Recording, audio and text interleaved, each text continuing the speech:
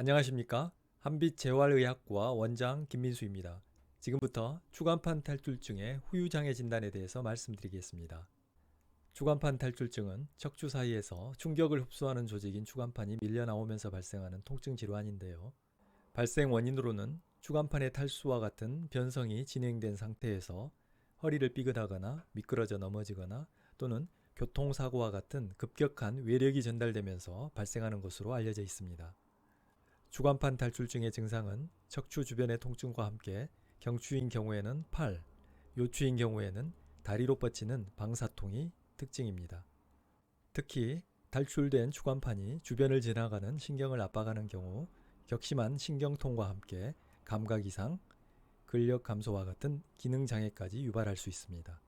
다음으로 추간판 탈출증의 치료에 대해서 말씀드리겠습니다. 먼저 거의 모든 근골격계 통증이 있는 경우 휴식과 적절한 운동이 치료의 원칙이다 이렇게 텍스트에 나와 있는데요.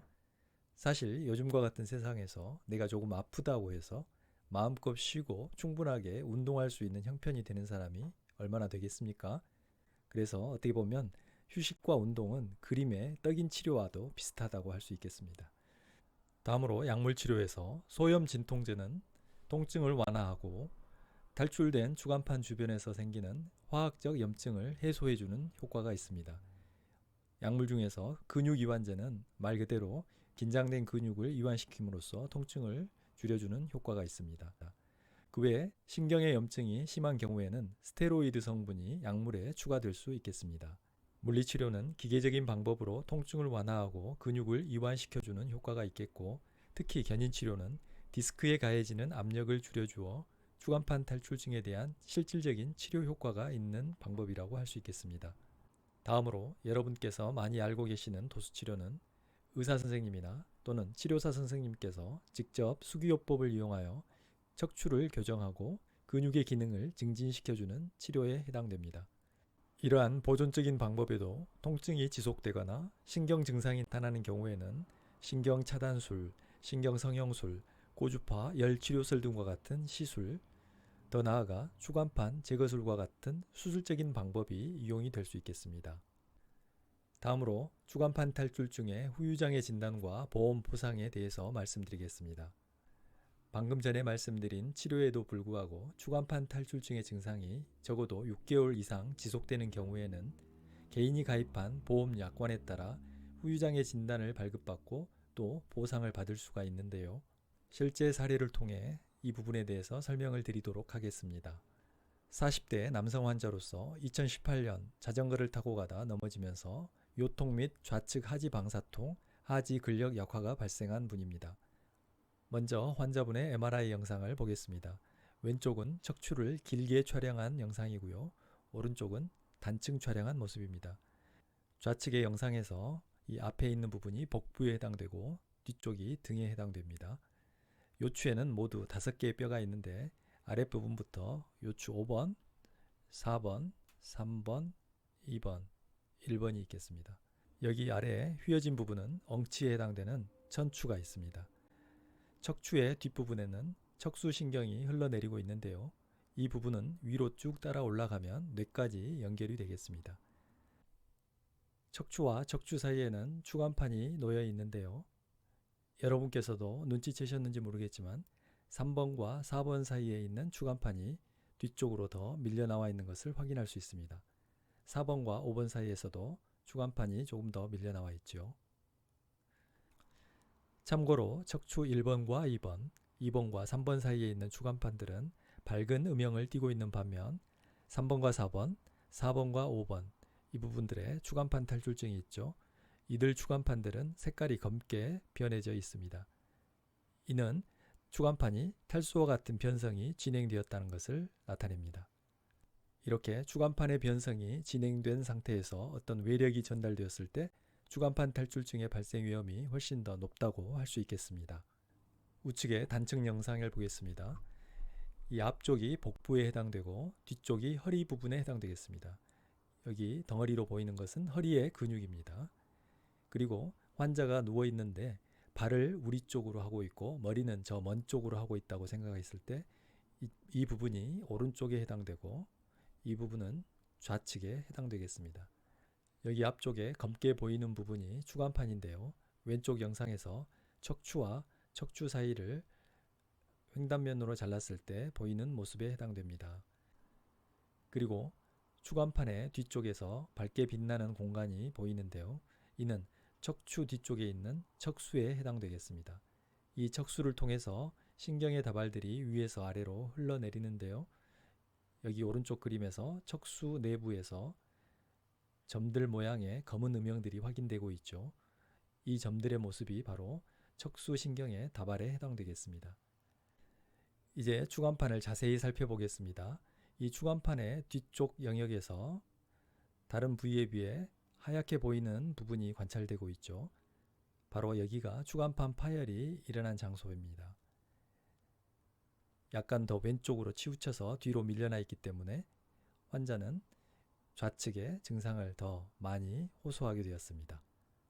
결국 이 환자분은 추간판 제거술의 수술적인 치료까지 받게 되었는데요. 현재까지 좌측 하지로의 감각 이상과 발목의 근력 약화, 흔히 우리가 발목을 위로 들 수 없는 상태를 족하수라고 하는데 보행에 상당한 지장을 초래하게 됩니다. 이러한 문제로 후유장애 진단을 받기 위해 병원에 내원하게 되었습니다. 이 영상은 환자분께서 내원하셨을 때 양쪽에서 발목의 근력을 평가한 것인데요.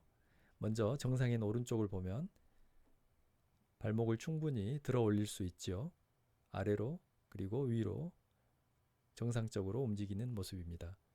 반면 왼쪽에서 발목을 들라고 했을 때 지금 발목을 최대한 힘을 주고 있는데도 발목을 들 수 없는 상태를 보이고 있습니다. 이와 같은 임상적인 상태를 족하수라고 하는데요. 일상에서 문제가 되는 것은 보행을 할 때 이 앞부분이 바닥에 자꾸 걸리게 되니까 발목을 높게 들어서 보행을 한다든지 또는 환자가 눈치채지 못한 상태에서 문턱이나 기타 장애물에 걸리면서 넘어지는 문제가 자주 발생한다는 점입니다. 다음은 발목을 움직이는 근육에 대한 초음파 영상인데요. 정상인 우측에 비해서 좌측에서는 근육이 많이 위축되어 있어서 짙게 음영이 나타나고 있습니다. 다음으로는 근전도 검사인데요. 초음파나 MRI가 시각적으로 병변을 확인하는 것과는 달리 이 검사는 신경손상이 있는 환자의 근육에 직접 근전도 침을 삽입하여 정상에서는 관찰되지 않는 이런 파형들의 정도를 측정함으로써 신경손상이 어느 정도 되었는지 그리고 얼마나 호전될 수 있는지 이런 예후를 판정하는 데 사용합니다. 환자의 병력을 확인하고 병원에서의 진찰과 검사를 통해 이제 추간판 탈출증의 장애평가를 하게 되는데요. 추간판 탈출증의 장애 항목에는 크게 세 가지 범주가 있게 됩니다. 먼저 지급률 10%에 해당되는 약간의 추간판 탈출증인데요. 2005년에서 2018년까지의 약관에 따르면 특수검사에서 추간판 병변이 확인되고 의학적으로 인정할 만한 하지 방사통 또는 감각 이상이 있는 경우 지급한다고 되어 있습니다.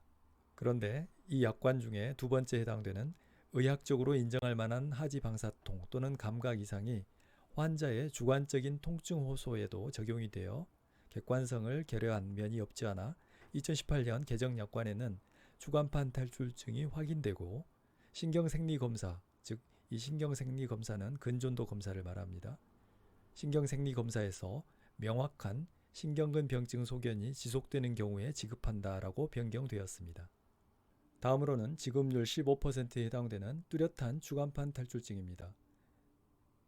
내용을 살펴보면 추간판 한마디를 수술하고 특수보조검사, 대체로 이 검사는 근전도 검사에 해당되겠습니다. 이 검사에서 이상이 있으며 신경근의 불안전마비, 여기서 이 불안전마비는 근육의 위축, 근력 약화와 같은 증상을 말합니다. 이와 같은 신경 증상이 뚜렷한 경우로 규정하고 있습니다. 2018년 개정 통합약관도 이와 비슷한데요. 추간판 탈출증으로 인하여 추간판 한마디를 수술하고도 신경생리검사, 역시 근전도 검사를 말합니다. 여기에서 명확한 신경근 병증이 확인되고 척추신경근의 불안전마비가 인정되는 경우로 규정하고 있습니다.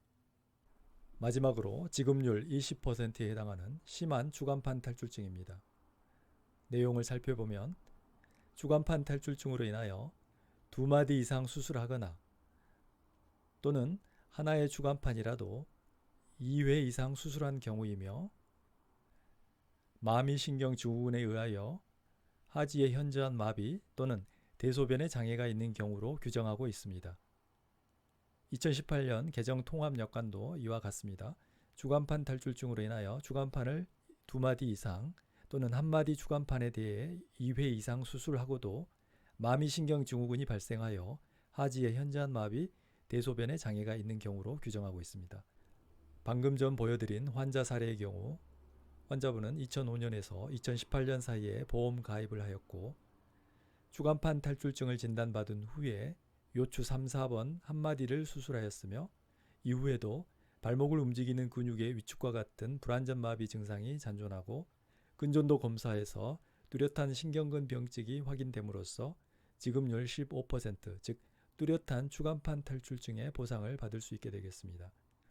그런데 여기에서 한 가지 꼭 짚고 넘어가야 될 점이 있습니다.